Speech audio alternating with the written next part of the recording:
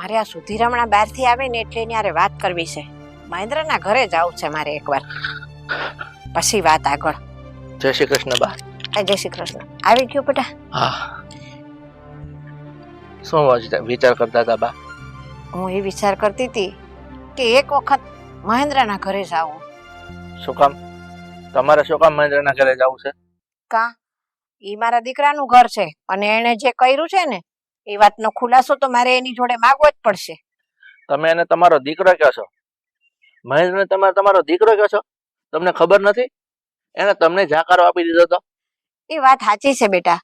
સોરું કસોરું થાય, માવતર કા માવતર ન થવાય. એ જેવો છે એવી હું થાવ તો મારામાં ને એનામાં ફેર હું રીએ પછી. હા બા, તમારે જો આ બાબતમાં જવું હોય ને કે મહેન્દ્ર તમારો દીકરો છે તો મળી આવું તો જવાની છૂટ છે, બાકી બીજી કોઈ વાત કરવા જવાનું નથી. હું જઈશ ને એને મળવા દીકરાના નાતે તો બધી વાતો નીકળશે, 1000 વાતો નીકળે. અને એ મારો દીકરો ને વહુ છે, એને મારે કહેવાનો અધિકાર છે. દીકરા ભૂલ કરે ને તો એના વડીલ હોય ને એ જેને સલાહ આપે. બા, આ સલાહ આપીને સમજાવવું એ બધું કોના માટે? જે સમજતો હોય, સલાહને ગ્રહણ કરતો હોય, આપણી વાત માનતો હોય એના માટે. હવે આ મહેન્દ્ર અને રીચાવો બેવ એક નંબરના નફટ માણસ થઈ ગયા છે અને એને તમે સમજાવવાની વાત કરો છો. તું જઈ આવ્યો બરાબર છે બેટા, પણ તોય મને એમ થાય છે કે હું જઈ આવું એકવાર, કાંઈક મારી વાત માની જાય. એ તમારા છે ને બા, તમારો દીકરો છે ને, તમે એક માં છો ને એટલે તમારા મનમાં વિચાર આવે છે, પણ તમે એને પેલો આ રીચાવો છે ને ઈ આ મહેન્દ્રની આગળ કાંઈ નથી હાલતું. એટલે તમે છે ને આ વાતને પડતી મૂકો અને સમજાવવા જવાની વાતને ટાળી દો. કારણ કે સાગર નહીં મને નહીં સોંપે એટલે નહીં જ સોંપે. કારણ કે એને મને મોઢે ચડીને કીધું છે કે તમે તમારા દીકરાને ભૂલી જાઓ, તમારો કોઈ અધિકાર નથી, તમે એને નથી ભણાવી શક્યા, નથી ગણાવી શક્યા. હવે તૈયાર માં છોકરો નોકરી લાગી ગયો, પરણી ગયો એટલે હક જતાવા આવી ગયા. આપણે ક્યાં એમ કીધું કે ભાઈ સાગર અમારો જ દીકરો છે, અરે તારા ઘરે સંતાન નથી તો જેટલો અમારો હક છે એટલો એનોય હક છે એ દીકરા પર અને એ વહુ પર. આપણે કાંઈ એને ના પાડી સહી? આપણને જો એની પર વિશ્વાસ ન હોત ને તો સાગર નાનો હતો ને ત્યારે એને હોપત નહીં. એટલે હું મારી રીતે બે યારે વાત કરી આવીશ, તું ચિંતા ન કર. બા ચિંતા થાય, એને મને અડધૂત કરીને કાઢી મૂક્યો છે અને કાલ ઉઠીને તમે એની ઘરે જાશો અને તમારું અપમાન કરશે ને એ મારાથી સહન નહીં થાય. એ ભલે મારું અપમાન કરી નાખે, મારો દીકરો છે ને, કોઈક પારકો મારું અપમાન કરે ને તો મને ખોટું લાગે. દીકરો મારું અપમાન કરશે ને કાંઈ વાંધો નહીં, એ હું અપમાન ઘૂંટડો ગળી જઈશ અપમાનનો. પણ એક વખત તો મારે એની પાસે જવું જ છે. મને ખબર છે બા, તમે જિદ્દી સ્વભાવના છો, તમે મારી વાત નહીં માનો. બેટા આમાં જીદની વાત નથી, એક વ્યવહારિક વાત છે. એ આવું કરી જ કઈ રીતે હકે? પણ વ્યવહારે જે સમજે એને વ્યવહારિક વાત કરાય, આ નફટ નહીં સમજે એટલે તમે કહું છું તો બા તમે મહેરબાની કરીને એને ઘરે જવાનું ટાળો. આ તમારું અપમાન થશે ને એટલા માટે હું કહું છું. આ મને એકવાર કોશિશ તો કરવા દે ભાઈ, પછી હું અપમાન કરશે તો પેટનો છોકરો છે ને 4 દિવાલની અંદર કોણ જોવા આવ્યું છે કે એને મારું અપમાન કર્યું કે હું કર્યું? ઠીક છે બા, તમારા મનમાં અભરખા છે ને કે તમારો દીકરો તમને સારા જવાબ આપશે, તમારા દીકરાની વહુ આ રીચાવો એ તમને સારા જવાબ આપશે, તો તમારી મનની ઈચ્છા પૂરી કરી લ્યો એટલે તમને નિરાશ થઈ જાય. એ તો મને ખબર છે કે કઈ મને સારા જવાબ નથી દેવાના, પણ આ તો આ મન છે ને એને થોડોક સંતોષ થઈ જાય કે ભાઈ હું જઈ આવી એકવાર ની, એમનો જવાબ સાંભળી લીધો મેં. ઠીક છે બા, જેવી તમારી ઈચ્છા. તમને વધારે શું કહું? તું ચિંતા ન કર, તું તારે હાલ, હું જાઉં છું. જે થશે એ સારું થશે. લે હાલ તઈ હું જાઉં છું. હો હા, જય શ્રી કૃષ્ણ. હા, જય શ્રી કૃષ્ણ. હે ભગવાન, માં છે ને માનો જીવ ન રહે. મને ખાતરી છે અપમાન સહન કરવાની શક્તિ મામાં નથી અને એ છે ને નિમાણા થઈને જ આવશે.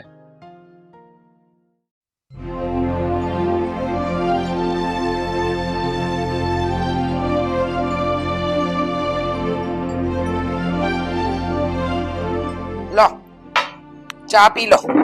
કેમ આજે તું ચા લઈને આવી?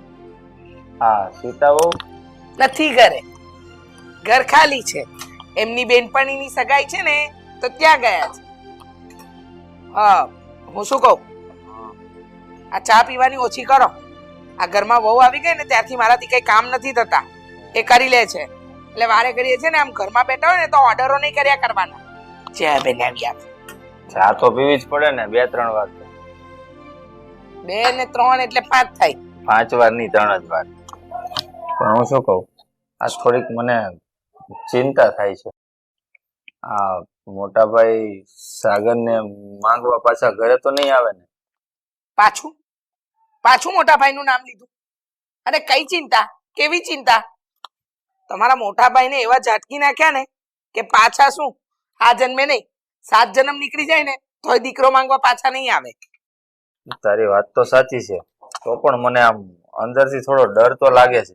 અંદરથી લાગે, બહારથી લાગે, ગમે ત્યાંથી ડર લાગે ને એ બધા ડરને છે ને શું કરી દો.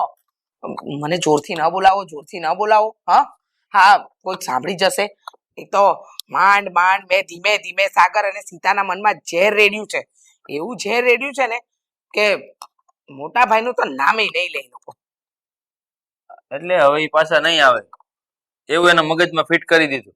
લેખિતમાં લખાણ લખી આપું? અરે ભાઈ, લેખિતમાં આપવાની કઈ જરૂર નથી, પણ હવે આ મોટા ભાઈ નું કઈ ઠેકાણા નથી. હવે ક્યારે ક્યાં ભટકાય ને રોડ ઉપર ને સાચી વાત કહી દે તો લેવાના દેવા થઈ જાય. એક વાત કહું, જીવનમાં પહેલી વાર સાચું બોલું છું. જેવી તમારું ડાચું છે ને એવી જ વાતો કરો છો. કેવી? એટલે ખરાબ, મનહૂસ. ભગવાન, એટલે હું મનહૂસ જેવી વાત કરું? મારું મોઢું મનહૂસ જેવું છે? તો તમને શું લાગે છે? તમે કોઈ હીરો છો? પેલા એકવાર છે ને કાચમાં શાંતિથી ઉભા રહીને જોજો. અહીંયાથી નહીં દેખાય, બહુ છે દૂર પ્રતિબિંબ. આમ નજીક જઈને જોજો અને પાછું 1-2 મિનિટ માટે નહીં, કલાક માટે ઉભા રહેજો તો ખબર પડશે કે જેવું મોઢું એવા જ વિચાર. કાચમાં તો મેં જોયું, પણ મારું મોઢાની જગ્યાએ મને કઈક આમ મોટું મોટું દેખાય છે. હાથ ટાટિયા સીધા રાખવા છે, સહી સલામત. ના ના, એ તો બધું નાનું દેખાશે. પણ વિચાર કરવા જેવી વાત છે. વિચાર કર, આ સીતાઓ ક્યારેક બહાર ગયા તો એને બાદ ભટકાયા રોડ ઉપર, મોટાભાઈ ભટકાયા, અને હકીકતની ક્યારેક ખબર પડી જશે તો શું થશે? એ વિચાર કર, ખાલી વિચારવાનું કહું છું. આ બની શકે આવી વસ્તુ. પણ એવા વિચાર શું કામ કરવા કે એ લોકો ભટકાય અને સીતા વહુ ને મોટા ભાઈ અને બાજ ભટકાય? હા, એકની એક વાત કરવાની જરૂરી છે. જરૂરી છે, કારણ કે સાગરને આપણે છે ને આપણી પાસે રાખવો છે ને, એટલે હું કહું છું આ બની શકે. એવું નથી કે ન બને, કારણ કે રહે તો છે આ શહેરમાં ને. હા, પણ તમારા મોટા ભાઈને જે રસ્તે રવાના કર્યા ને, તમારા બાને પણ તે દિવસે બરાબર ખખડાવી નાખ્યા હતા. કહ્યું તું કે ડોસી અમારા ઘર તરફ નહીં જોવાનું, અને છોકરા વહુ રસ્તામાં મળે ને તો એ લોકોને બોલાવાના પણ નહીં. એટલે બા પણ તને મળ્યા હતા? મળ્યા જ હોય ને. તમે તો હમણાં કીધું એક શહેરમાં રહે છે, ક્યારે પણ ભટકાઈ જાય, પણ આ વખતે હું ભટકાવા ગઈ હતી. તો વાંધો નહીં, નહીં તો એમાં કઈ ઠેકાણા ન હોય. કારણ કે હવે આમે તું કહે છે ને મારાથી કામ નથી થતું, આ માર્કેટમાં જવું, કિરાણાની દુકાને જવું, કાંઈ નક્કી ના કહેવાય આમાં. અરે આ છે ને બહારના કામ હું કરી લઈશ, ઘરના કામ વહુ કરી લેશે, અને મારાથી નહીં થાય તો તમે શું કામ ના કરી લેજો. એટલે ઘરના કામ મારે કરવાના તો શું કરવાના? આખો દિવસ આમ બેઠા બેઠા મંજીરાત તો વગાડો છો, બીજા કોઈ કામ ધંધા છે તમારી પાસે? અને આવા ખરાબ વિચારો કરવાના. અરે હું એમ કહું કે માણસને દેખાવ સારો ન હોય તો વાંધો નહીં, પણ મગજમાં વિચાર પણ સારા ન આવે. આ મને જે વિચાર આવે છે ને એ જયારે હકીકત થશે ને ત્યારે જ તને ભાન થશે, મને એવું લાગે છે.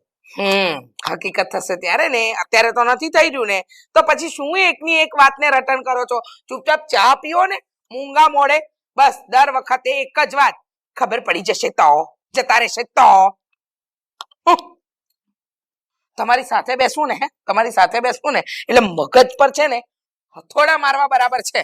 અને એનાથી પણ વિશેષ સાચી વાત કહું તમને, તમારા મોઢામાંથી ક્યારેય સારી વસ્તુ આજ સુધી નીકળી જ નથી, અને નીકળશે પણ નહીં.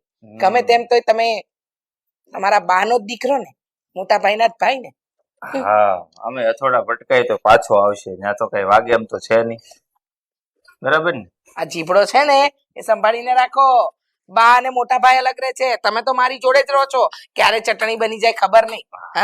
થોડો એવો જોરથી પડે કે કચ્ચર ઘણ. એટલે જ કહું છું કે ધ્યાન રાખવું પડશે, નહીં તો આપણે બે ની ચટણી થઈ જાય. બરાબર? હા એમ.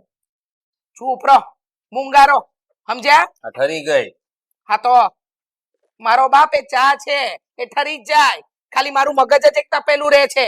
જાઓ એક કામ કરો, જાતે ચા બનાવો ને મને પીવડાવો. તો ત્યાં એક કપ જ બનાવી હતી, તો ગામ જમણ કરું. તો પોતાને માટે ના બનાવાય? આમ થાય છે કે આ બધા ફ્રૂટ છે ને છૂટા મારું. એ ખાવા માટે મૂક્યા, મારવા માટે નહીં. આ જયારે હકીકત ખબર પડશે ને ત્યારે તને ભાન થશે, ત્યાં સુધી નહીં પડે. ઓહ સાંભળો, આ એકલા એકલા બબડવાનું છે ને બંધ કરો. હકીકત ને બકીકત ક્યારેક છે ને તમે જ તમારો જીભડો ખોલી નાખશો. આ મનમાં છે ને એ ક્યારેક મોઢા પર આવી જશે. લાવો ચા પીવાની લાયક તો છો જ નહીં. બહુ કરી આ બાએ તો.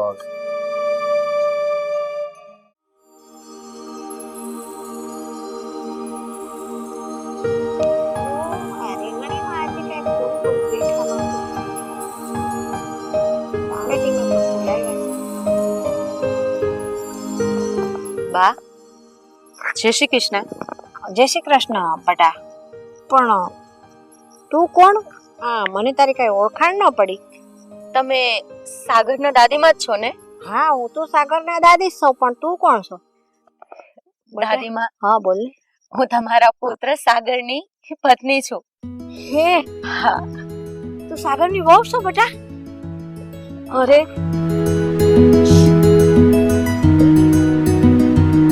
પણ બેટા તું આયા કેવી રીતે ભૂલી પડી અને તને કેમની અમારી યાદ આવી? સાગર નો આવ્યો હારે, તું એકલી આવી? દાદીમાં તમારી યાદ તો આવે જ ને, અને મને બસ એવું થતું હતું કે હવે મારે તમને મળવા જવું જોઈએ, અને એટલે આવી ગઈ. સારું કર્યું ને તું મને મળવા આવી બેટા. એ બાને મેં તને જોઈ લીધી. પણ આ મારા દીકરાએ તને જોઈ છે? મોટા દીકરાએ, સાગરના પપ્પાએ? નહીં દાદીમાં, એણે મને નથી જોઈ. અરે ઈ તો તને જોશે ને તો બહુ ખુશ થઈ જાહે બેટા. દાદીમાં મારે તમને એક વાત કરવી છે. હું વાત કરવી? જો તમે મને સાચો જવાબ આપો તો. અરે આ તારી દાદી કઈ ખોટું બોલે આ ઉંમરે?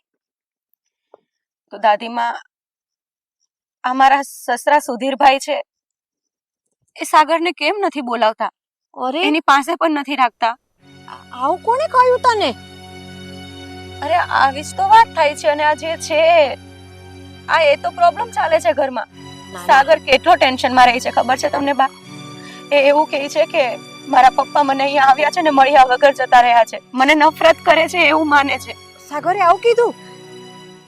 ના બેટા ના, એ વાત હાવ ખોટી છે. અરે મારો સુધીર તો સાગરને લેવા મહેન્દ્રના ઘરે ગયો તો. શું વાત કરો છો તમે? હા તો રીશા વહુએ ને મહેન્દ્રએ બેય ઘસીને ના પાડી દીધી કે સાગરને ભૂલી જાજો તમે. હવે સાગરને અમે ભણાવ્યો ગણાવ્યો, લગ્ન કરાવ્યા, એ અમારો દીકરો છે. અરે સાગરના લગ્નમાં અમને નથી બોલાવ્યા. દાદી તમને શું આ બધી વાતની સાવ 100% ખબર છે? તમે સાચું બોલો છો? બેટા તને તારી દાદી પર વિશ્વાસ નથી? હું ખોટું બોલીશ આવું? પણ એ ઘરમાં મને કાકી તો એવું કહે છે કે સાગર જ્યારે નાનો હતો ત્યારે મારા સાસુ તો જતા રહ્યા ભગવાન પાસે, અને પપ્પાએ એને તડછોડી દીધો કે એ મારા માટે અપશુકન્યા છે. ના ના બેટા એ વાત ખોટી છે. હા સાગર નાનો હતો તો અમે મહેન્દ્રને દઈ દીધો હતો કે ભાઈ અમારી પરિસ્થિતિ નબળી હતી બે મા દીકરાની. સાગરને અમે ભણાવી ગણાવી કેમ નતા, એને લાડ કરાવી કેમ નતા. કાંઈ રમકડું જોતું હોય ને તોય નો લઈ દઈ અક્કી. અને મહેન્દ્રનું ઘર થોડુંક સારું હતું ને, અને રીસા વહુને કાંઈ બાળ બચ્ચું નહોતું, તો અમે સાગરને એમને દીધો કે આ દીકરો તમે હાસવો અને ભણાવો ગણાવો. અને અમે સાગર એમ કરીને એને દીધો છે. મારું સુધીર નફરત નથી કરતો સાગરને. આ વાત ખોટી છે. અરે બા, સાગર તો એના દિલ ઉપર એટલો મોટો બોજ લઈને બેઠા છે કે રાતને દિવસ એને આ એક ચિંતા એટલી કોરી ખાય છે ને કે એક જ વાત કરે છે કે મારા પપ્પા મને નફરત કરે છે, મને તરછોડી દીધો, મારા લગ્નમાં પણ ના આવ્યા, અરે મારું મોઢું પણ જોવા નથી માંગતા. મારો શું વાત? આ બધી વાત રીશા વહુએ સાગરને કરી લાગે છે, તો જ સાગર આવું કહેતો હોય. નહીતર બે બાપ દીકરો તો ભેળાય નથી થયા. એને ક્યાંથી ખબર હોય કે મારા પપ્પા મને નફરત કરે છે? આ વાત બિલકુલ ખોટી છે હો સીતા. કાકીએ પણ મને એમ જ કીધું છે કે આ બધું સાગરના પપ્પાના કારણે જ થયું છે, એણે જ જાકારો આપ્યો છે અને એટલા માટે અમે એને મોટો કર્યો છે. ના ના ના, અરે મારો સુધીર તો સાગરને લેવા ગયો તો ને, તો રીચા વહુ અને મહેન્દ્ર, બે જણાએ થઈને મારા સુધીરને જાકરો દીધો છે. અને હા, મારું સુધીર નીચું મોઢું કરીને વયો આવ્યો અને અમને સાગરના લગ્નમાં ન બોલાવ્યા. આ ભગવાને એ બેને સંતાન નથી દીધું ને, તો એ બે જણાએ અમારા સુધીરનો દીકરો લઈ લેવો છે, પડાવી પાડવો છે. હવે રડતો કમાતો દીકરો થયો ને, એટલે એમની દાનત બગડી છે. એમ કેમ પડાવી લેશે? એ તો જેના એ તેના કહે છે ને. દાદીમાં, તમે હવે જરાય ચિંતા નહીં કરતા. મારા સસરાને અને સાગરને હું મળાવીને રહીશ. અરે, મારા સુધીરનો તો આ એક જ સહારો હતો. સાગરની માં મરી ગયા પછી મારા સુધીરનું જે ગણો ને એનો દીકરો જ હતો. હતો નહીં, એ છે, આજે પણ છે અને હંમેશા એનો જ દીકરો રહેશે. કાકા કાકીના આ કાવતરા હું હવે કામયાબ નહીં થવા દઉં. તમે જરાય ચિંતા નહીં કરતા દાદીમાં. હું બધું સંભાળી લઈશ હવે, અને સાગરને પણ હું આ વાત કરીશ. તમે તમારું ધ્યાન રાખજો. તું તારું ધ્યાન રાખજે બેટા. ચાલો હું જાઉં. હા, જય શ્રી કૃષ્ણ. જય શ્રી કૃષ્ણ. સંભાળીને જજે હો બેટા.